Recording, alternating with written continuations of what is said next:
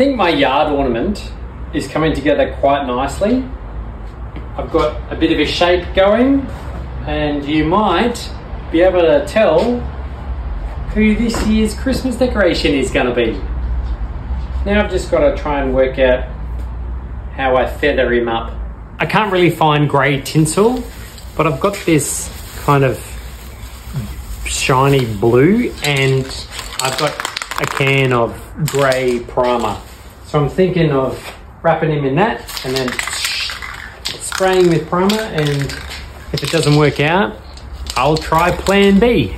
My thinking behind using tinsel is because it kind of looks a little bit like feathers, and I think as they glisten under the lights, then it will kind of look very festive and amazing.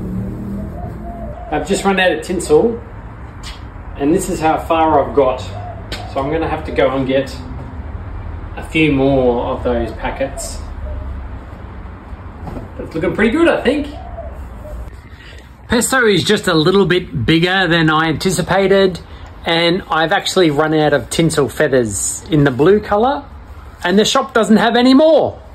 So my next bet is to use a little bit of green, and hopefully no one will notice.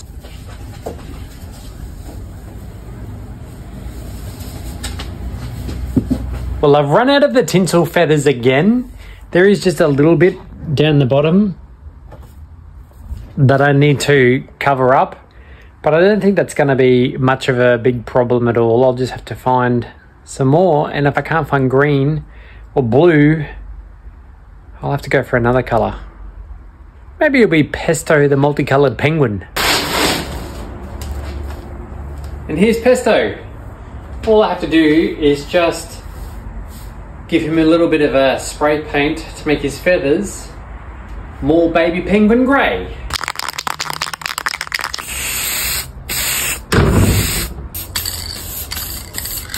Sometimes I have to remind myself to trust the creative process, because I just had a moment of thinking maybe I shouldn't have sprayed him light grey, because it was looking pretty fun just with the tinsel. But we'll see what happens. Now that I've finished dyeing Pesto's feathers light grey, I'll let him dry, and then I can go around and fluff them up again, so that way he can look all feathery. I haven't sprayed his head because baby penguins have a slightly darker head than they do to their grey baby feathers. So that's what he kind of looks like. Okay, now Pesto looks like he's dry and time to be wrapped in lights. I could do multicoloured lights, or I've got these ice white lights, but the cables are white, so I'm not sure. I also found these warm white ones, but some of them don't seem to work. So what do you think?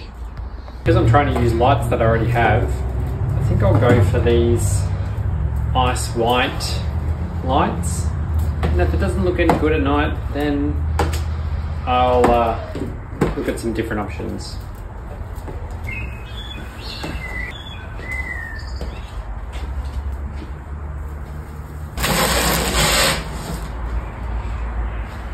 I think because the wires are white, it kind of ruins the Pesto silhouette. So I might have to go for something darker.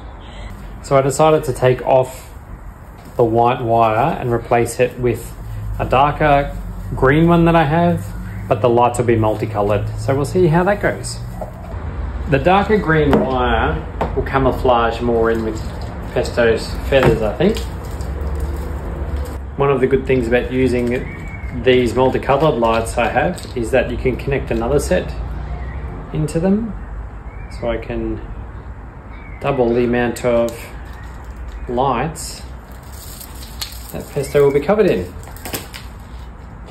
which will make him look better, I think. Well, now Pesto has his lights on, all I have to do is put him in the yard And then hopefully he brings a bit of seasonal Christmas joy to everybody. And I also hope he looks good. All right, now I've put Pesto in my front yard. Let's see what he looks like at night time, all lit up. Hi everybody, here's Pesto, the Christmas penguin.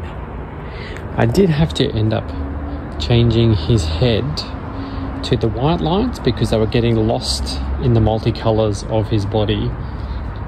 And I might have to think about how I can make his silhouette stand out just a little bit better.